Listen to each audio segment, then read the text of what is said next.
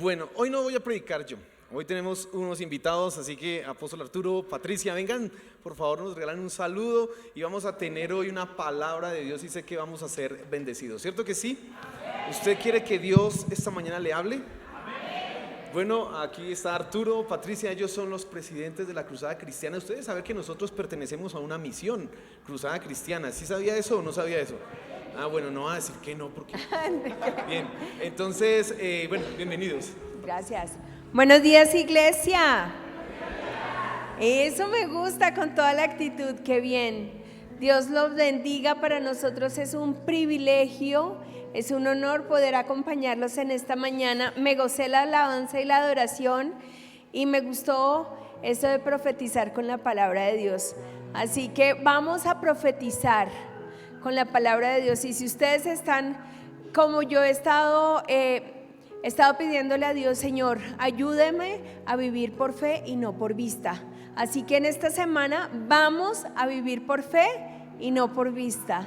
Los amo, los bendigo, mi esposo y yo con mis 2 hijos todas las noches oramos por las 480 sedes de la Cruzada Cristiana, los 100,000 miembros de la Cruzada Cristiana, y ustedes hacen parte de esa gran familia que Dios nos ha puesto. Así que los bendecimos, iglesia.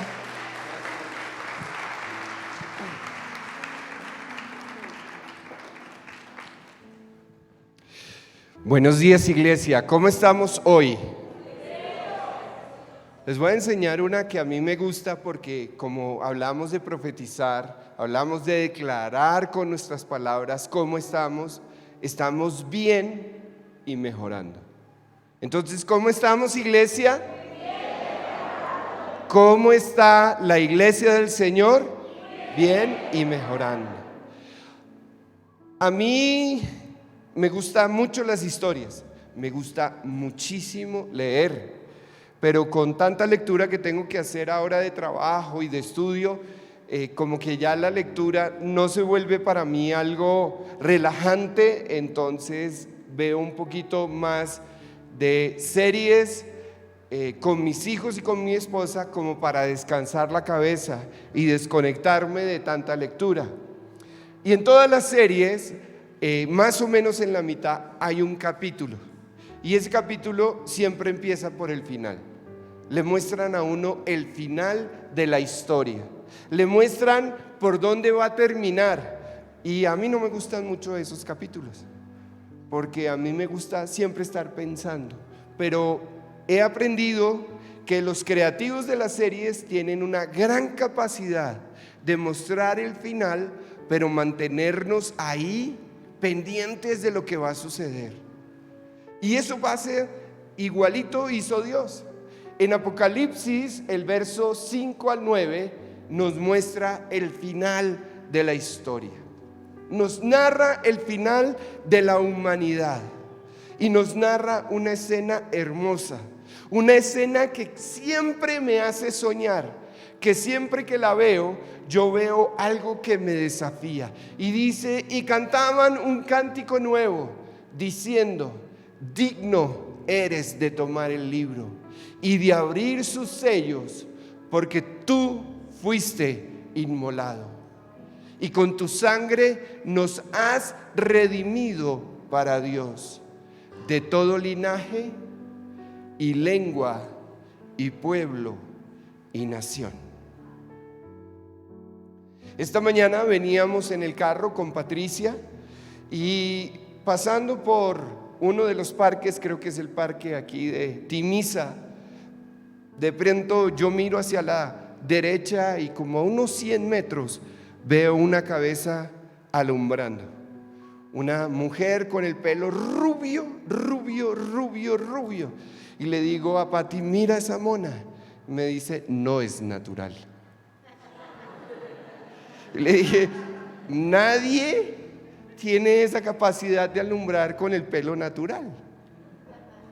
Ahora, usted me ve a mi rubio, y si usted mira a su alrededor, va a ver personas que no son rubias, que tienen el cabello negro. Algunos lo tienen negro, pero lo disimulan con el rojo. Otros tenemos canas y nos peinamos distinto para que no se nos vean. Pero todos nosotros tenemos un linaje, tenemos una ascendencia. Venimos de algún lugar de la historia. Todos descendemos de los hijos de Noé y estamos acá. Y usted no puede negar de dónde viene. Pero también dice que hablamos una lengua. Afortunadamente en Colombia hablamos el español. Algunos dicen que el árabe es el lenguaje del cielo, porque se demora una eternidad en aprenderlo. Otros dicen que el español es una lengua muy bonita, pero todas las mujeres coinciden que el francés es el lenguaje del romance. Yo no sé por qué, porque seguramente hablarán así, con el pico estirado. Pero toda lengua.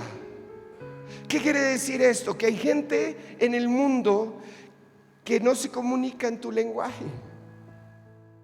Y segurísimo que aquí hay gente que no es de tu linaje, que no es de tu familia.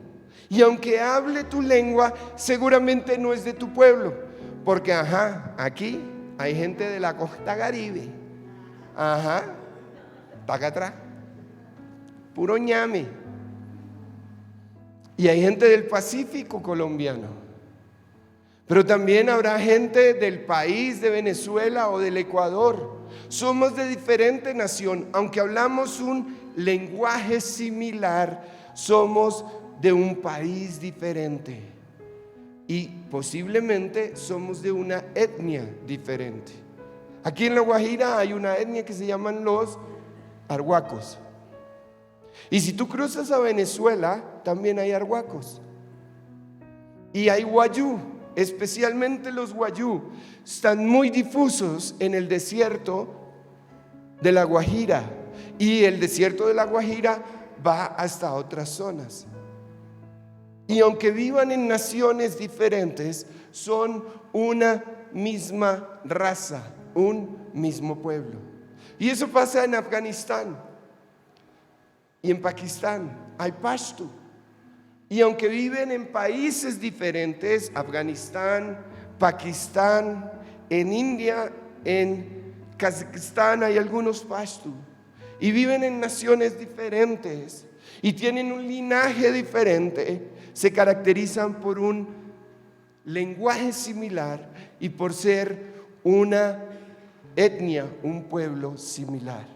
Pero lo que me llama a mí la atención es que de toda lengua, tribu, pueblo y nación nos postraremos a adorar al Señor. Y todos a una sola voz diremos: Santo, Santo, Santo. Digno es el Cordero de Dios. Y esa imagen a mí me transforma y me da esperanza y me hace soñar de nuevo.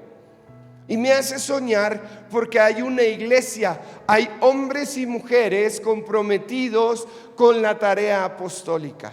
¿Y qué es la tarea apostólica? La tarea apostólica es simplemente responder al llamado que Jesús nos ha hecho. Diga conmigo: simplemente responder al llamado que Jesús nos ha hecho. Ahora, qué bonito sería que cientos de miles de millones de personas adoremos ese día juntos al Señor. Entonces, vamos al comienzo de la historia. Ya les conté el final de la historia. Ahora vamos al comienzo para que usted se emocione conmigo, para volver a ver esa imagen. Y lo que quiero hablar hoy es ponerles un fundamento un poquito para que entendamos de dónde vienen las cosas.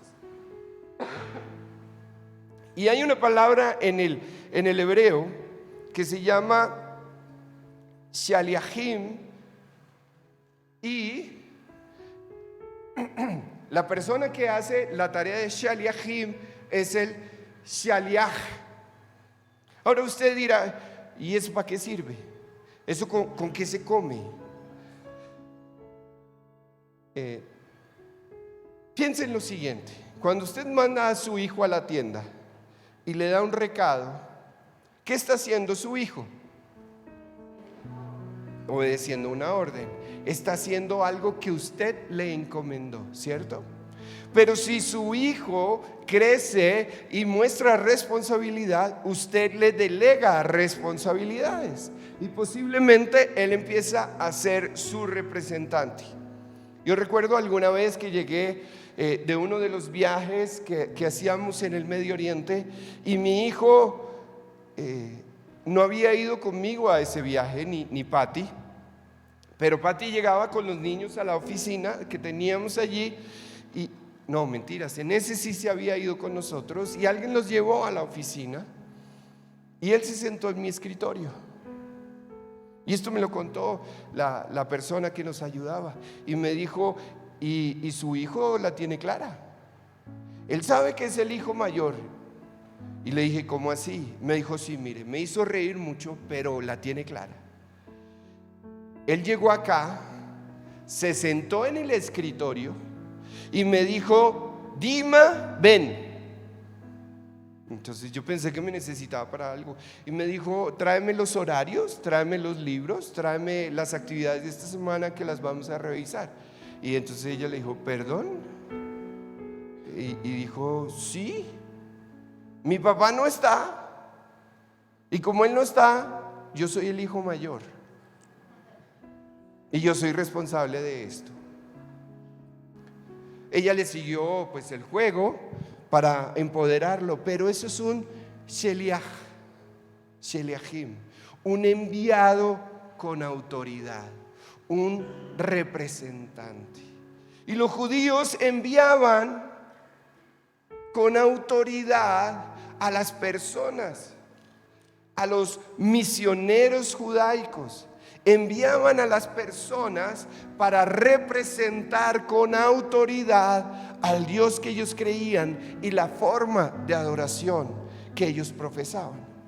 Y cuando los judíos llegan a hablar el griego, conocen una palabra que se llamaba el apóstolos. Y el apóstolos era un barco que se iba a otros puertos con autoridad delegada para representar y comerciar del que era enviado. Y es allí donde se absorbe esta palabra apóstolos. Y nosotros hemos sido delegados y hemos sido enviados como representantes de Cristo para representarlo hasta lo último de la tierra. Y esa es la tarea apostólica. La tarea apostólica no es exclusiva de una persona. La tarea apostólica no es exclusiva de cierta élite. La tarea apostólica es de todos los que nos llamamos seguidores de Jesús. Tú eres una persona que ha sido llamada a realizar la tarea apostólica. ¿Y qué es entonces la tarea apostólica? El shaliach iba a donde no era conocido, era delegado, y el apóstolos era el barco y la tripulación que iba a los puertos lejanos en representación de un rey. Por eso llegó la cúrcuma desde la India hasta el Medio Oriente, porque habían esos barcos que iban. Por eso llegan cosas como el café a Colombia. Usted me va a decir: pero el café, nuestro producto nacional, ese es importado. El maíz es de acá, ese es americano 100%. El tomate es americano, o sea que la hamburguesa como que la mitad no. La pizza, esa la mitad es importada. Pero el café no es colombiano. El café viene de una zona que se llama Kufa, en Etiopía. Y por esos viajes maravillosos de los apóstolos llega a Arabia. Y de Arabia camina todo el desierto y llega a Egipto. Y un italiano lo prueba y se encanta, se lo lleva a Europa. Y de Europa un fraile se trae la mata y llega a Colombia. Sí, es el primer lugar de América donde llega el café. ¿Por qué? Porque había alguien que le gustaba. Ahora, ¿cuál es la mayor bendición que usted tiene en su vida? ¿Será su esposa?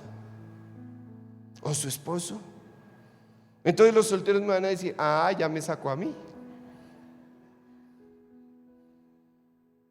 ¿Será sus hijos? Y entonces los que no tienen hijos dirán: entonces me sacó de una. Pues déjeme decirle que la mayor bendición que usted tiene es que podemos adorar en libertad a Cristo Jesús. Y que somos parte de esa generación de generaciones, de linajes, de pueblos, de raza y nación que adoraremos al Señor Jesús. Ahora, usted entonces se pregunta, pero si la tarea apostólica, si el Shaliach es tan importante, entonces ¿por qué solo hablamos de las estructuras de la iglesia? Y quiero hablar un poquito más de teoría. Hay una cosa que se llama modalidad. Y creo que tenemos una imagen. Y modalidad hace referencia a la estructura que tenemos para cumplir la tarea apostólica. Llámese iglesia. La iglesia como templos, como estructura administrativa, es lo que llaman los teólogos modalidad, que son como los sitios a donde la gente va. Y desde siempre han existido. Los discípulos se reunían y eran eclesía, eran iglesia. Iban a un lugar y se entraban y adoraban, y a través de ese lugar se satisfacían las necesidades. Y por eso los apóstoles le dicen: necesitamos gente que atienda a las viudas y a los huérfanos, y nombran los diáconos. Modalidad, la estructura. ¿Y de dónde viene eso? De las sinagogas. ¿Y dónde nacen las sinagogas? Las sinagogas nacen cuando el pueblo de Dios, Israel, es enviado a la esclavitud y no había templo para adorar. Y entonces, ¿dónde se enseñaba los principios bíblicos? En un sitio que se llamaba sinagoga. Y los fariseos se encargaron de interpretar las costumbres y las culturas de los pueblos que los habían esclavizado para que el judaísmo permaneciera puro. Y la iglesia es eso, es una estructura que nos permite hacer estas reuniones donde conocemos más de Cristo.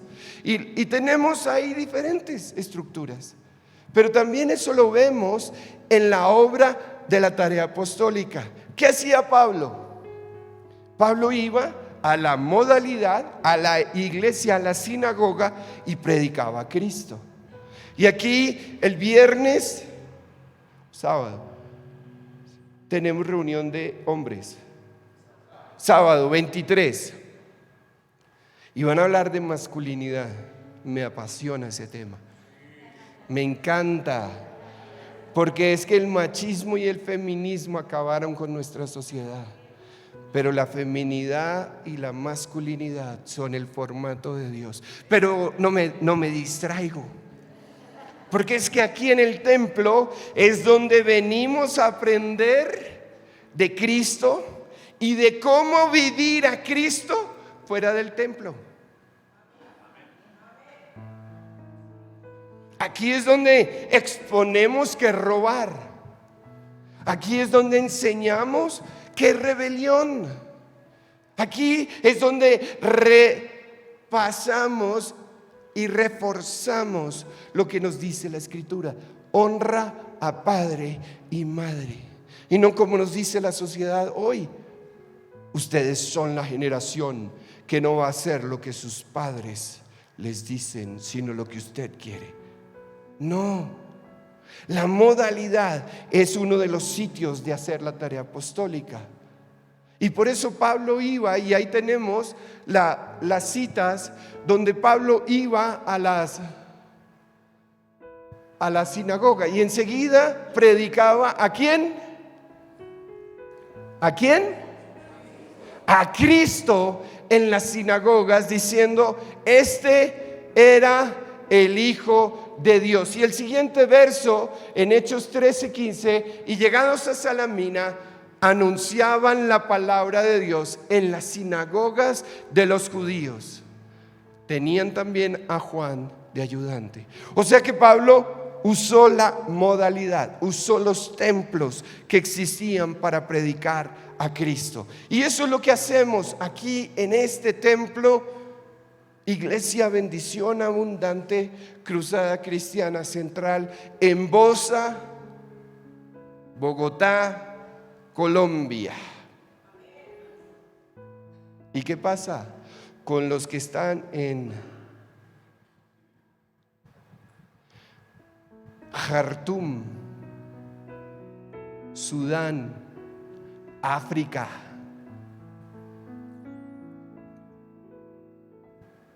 ¿Ellos van a venir a la iglesia? Tienen que tomar un avión, si tienen el dinero, cruzar hasta Europa, 14 horas de vuelo para venir. Entonces se nos complica la asistencia a la modalidad. Entonces usted me va a decir: pero para eso están los templos de los cristianos en Jartum. Pues en Jartum no se puede predicar así como tan así a Cristo. O en Afganistán, el ejemplo que más conocemos. Los templos fueron quemados, los pastores están siendo asesinados. La modalidad, el sistema de la tarea apostólica a través del templo, de la iglesia como la conocemos, no se puede hacer. Entonces Dios nos habla de otra forma de hacer la tarea apostólica, que es la sodalidad. Y la sodalidad es cuando vamos, sin usar la estructura de la iglesia, para salir del templo y llevar el mensaje de Cristo para que todos conozcan de Jesús. Lo llamamos misioneros y posiblemente es chévere, pero lo volvemos exclusivo, y estoy aquí para que nos despertemos y todos asumamos el reto de la tarea misionera. Podemos ir a etnias no alcanzadas. Aquí hay un pueblo que se llaman los Mirañas. Están en el río Caquetá. Ya su cerebro dijo Caquetá. Y se imaginó que usted va a llegar a Florencia, que es la capital de. Y resulta que el río Caquetá desemboca en el Amazonas, y que tiene más parte del río en el Amazonas que en el departamento del Caquetá. Y estos indígenas no tienen una relación con Cristo, porque la iglesia no se ha salido del templo para llevar a Cristo a este lugar. Y hay más o menos 100 etnias abandonadas. Y cuando decimos abandonados, es que ninguna modalidad, ninguna persona que está haciendo la tarea apostólica entre ellos en el mundo. Hay personas en China que no son de la mayoría budista, que no están conociendo a Jesús. Esta estadística me hace temblar.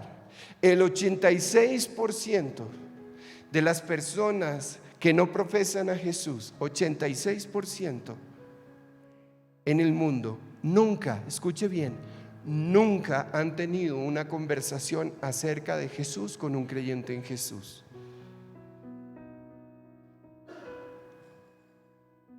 Y se estima que el 60% de la población del mundo no conoce de Jesús. Si la población del mundo fueran 10.000 millones de personas, 6.000 millones de personas no profesan a Jesús, no lo tienen en su corazón, no van a estar al final de la película. Y de esos 6.000, 6 por 8, 48 y un poquito más, como 5.000 millones de personas, escúcheme bien, nunca han tenido una conversación acerca de Jesús con un creyente de Jesús. Y es muy importante que tú y yo salgamos del lugar donde estamos, de comodidad, para predicar a Jesús. ¿Cuántos se mueven en Transmilenio? Deje la mano arriba. Sin pena, sin vergüenza. Perdón, sin pena y sin vergüenza. Yo tengo un conocido que, pudiendo comprar carros, es profesor en una universidad del centro de la ciudad, una de las mejores universidades de Colombia, y gana muy buen salario. Y él vivía en el norte. Y pudiendo tener un vehículo, llámese bicicleta, patineta, motocicleta, automóvil, tomó la decisión de irse en el Transmilenio. Y le voy a decir por qué. Porque él decía, no toda la gente va a venir al templo. Venir al templo no siempre es chévere. No a todo el mundo le gusta lo que sucede en el templo. Pero Cristo debe ser predicado. Y yo voy al templo, pero Cristo necesita ser predicado. Y entonces se monta en el Transmi. Y sí, es excelente, porque la gente no se puede bajar del Transmi. Y usted la tiene por lo menos media hora. Y si hay paro, 3 horas. Entonces se para en el Transmi, espera que se llene un poquito para que no tenga que estar distraído, y le dice, ¿qué hubo? Entonces la gente, ¿por qué me saluda? ¿Bien? ¿Conoce a Jesús? Y empieza a hablar acerca de Jesús con esa persona. Y si usted no le para atención, le dice, ¿y usted? Yo sé que me está escuchando, ¿ya conoce a Jesús? ¿Ya lo tiene en su corazón? Sin pena habla de Jesús. Salimos de la comodidad del templo para llevar a Jesús donde Jesús no es conocido.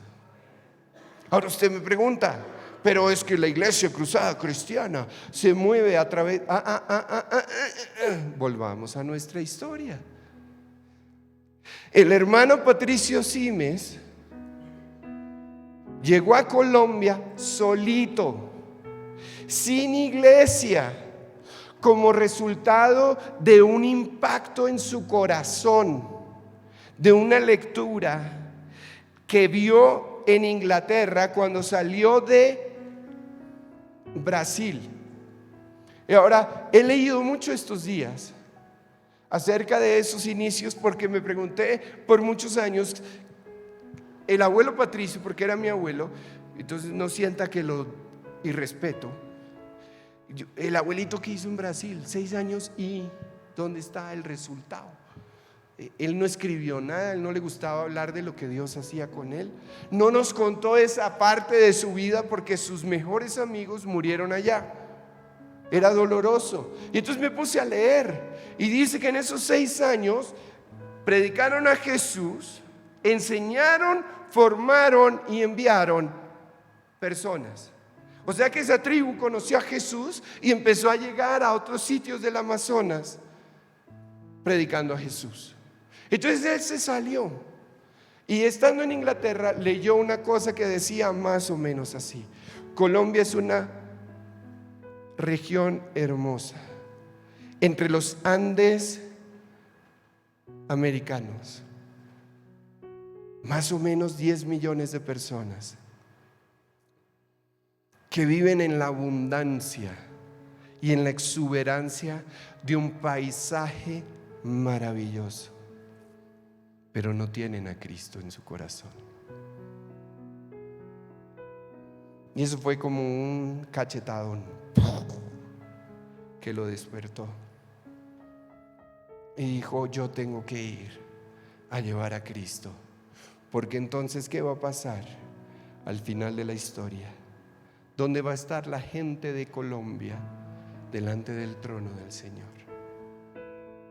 Y él se vino, y en julio de 1933 se baja en Buenaventura y llega a Cali, descansa 2 semanas, sube a Bogotá, y llega a una iglesia presbiteriana y le hablan y dice: acá ya está Cristo, aquí ya hay una iglesia, me voy para Zipaquirá.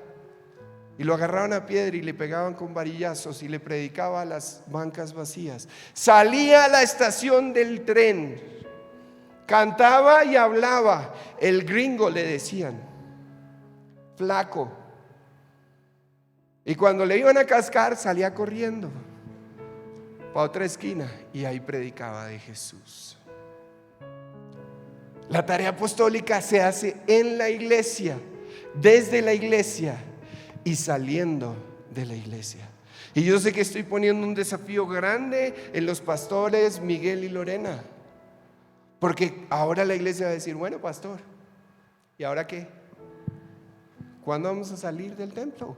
Ahí se la dejo. Porque la iglesia, bendición abundante, no es un club social. ¿Sabe por qué a mí no me gustan los clubes sociales?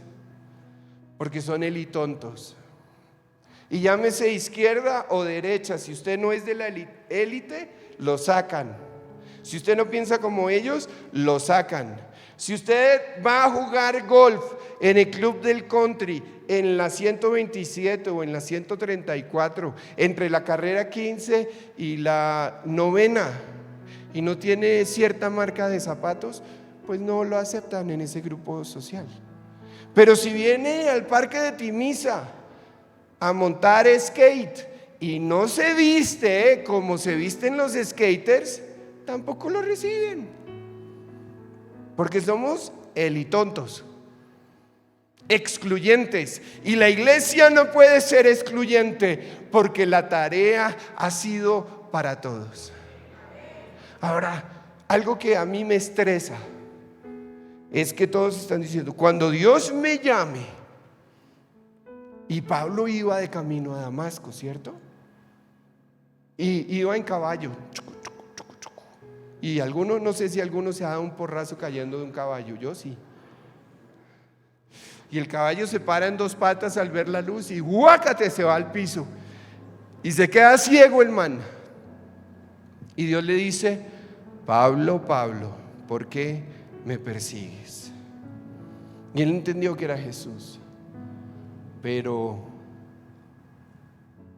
a Pedro lo llamó así, a Juan lo llamó así, a Felipe lo llamó así. Yo recuerdo en la historia de toda la Biblia solo 2 casos de un llamado súper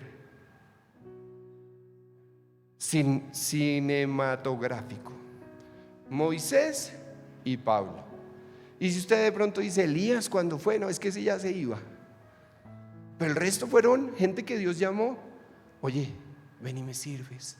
Y resulta que en Mateo 28, 18, 19 y 20 dice, ahora, esta es una cosa que ya hablé.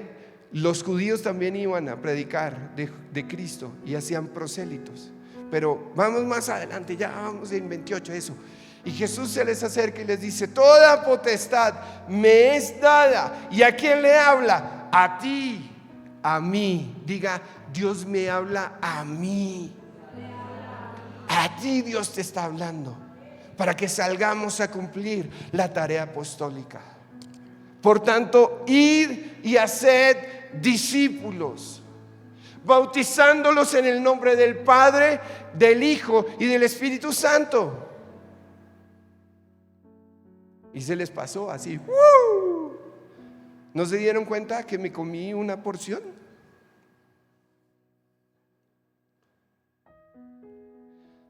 Y de hacer discípulos a todas las naciones.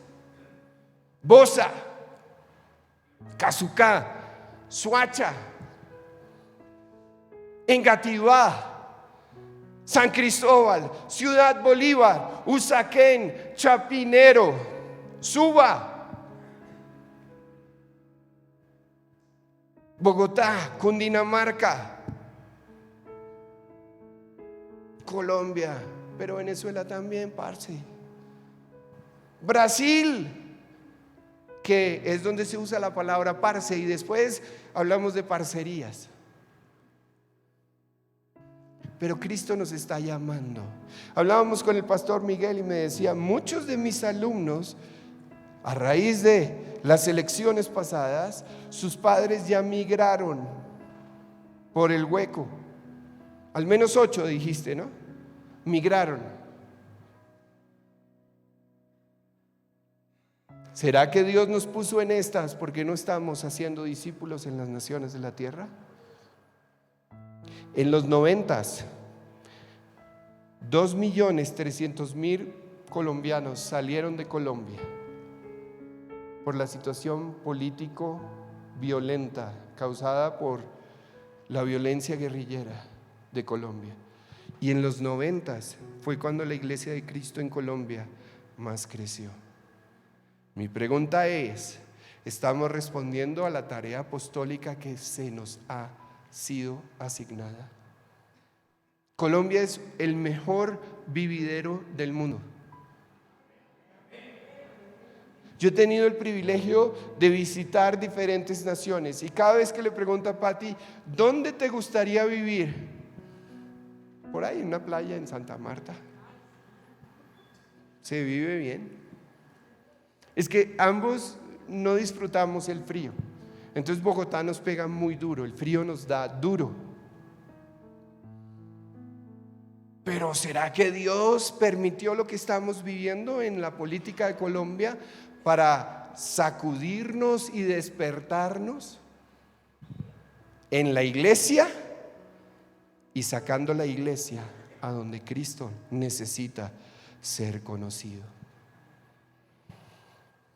Un man loco, re loco. Hay gente especial en el mundo y Dios hace cosas maravillosas en formas muy extrañas.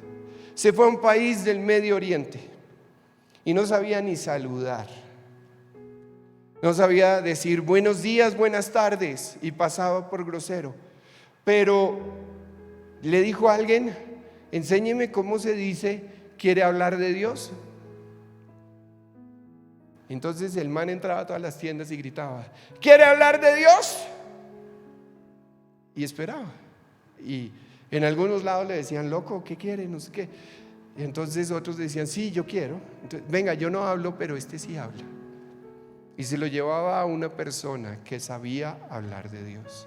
Y empezó a tener conversaciones espirituales. Y hoy por ese loquito hay un movimiento de iglesias en ese país que no se reúnen en templos porque los destruyen, que está transformando esas naciones, porque son 3 y 4 naciones en donde Cristo está siendo predicado, porque un loquito se aprendió una palabra, quiere hablar de Dios. La gente me pregunta, ¿y cómo le digo a la gente acerca de Cristo? Y voy a hacer un ejemplo. Usted llega a la tienda por la mañana, vecino, buenos días. El vecino le va a decir, buenos días, si es amable. Y usted pregúntele, ¿cómo amaneció hoy? Le garantizo que le va a decir, ahí vamos, más o menos, llevándola. Se la de francés, comme si, comme ça. Entonces usted va por lo del desayuno y le dice, vecino, ¿tiene huevos?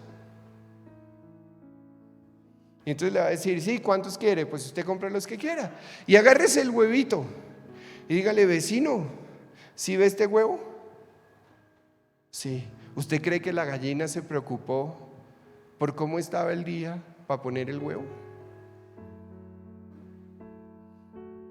Y el vecino lo va a mirar, me va a pagar. Saque la plata, désela y dígale, si la gallina no se preocupó, usted tampoco tiene por qué preocuparse. Dios está con nosotros. Váyase, cómase sus huevos, vuelva en 2 días y dígale: vecino, ¿cómo está hoy? Entonces el vecino ya le va a preguntar. Entonces usted pídale lo que quiera. Entonces compre pan. ¿Tiene pan? ¿De 500 o de 1000? De 2000, porque somos hartos. Y usted le compra. Dice: vecino, ¿se acuerda de la gallina? Le garantizo que le va a decir que sí. Dígale: Dios promete que Él me da el pan, y aquí está el pan mío. Dios le va a dar a usted. Mañana nos vemos, vecino. Y siga dándole cosas espirituales. Lleve a Cristo al tendero, y el tendero llegará a Cristo, y sus clientes llegarán a Cristo, y juntos adoraremos a Jesús delante del trono de gloria, celebrando y diciendo: de todo pueblo, de todo linaje, de toda tribu, hay gente que adora al Señor.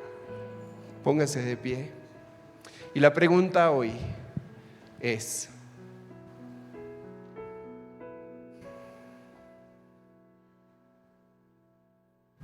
¿cómo respondes al llamamiento de la tarea apostólica? ¿Qué vas a hacer esta semana para que gente conozca de Cristo? Va a llegar un momento en el que vas a predicar de Jesús y todos te van a hablar de Cristo. Chévere, pero todavía hay unos 5.000 millones de personas en el mundo que no conocen de Jesús. Cierra tus ojos y piensa un poquito. ¿Qué vas a hacer para llevar a Cristo a donde Cristo no es predicado?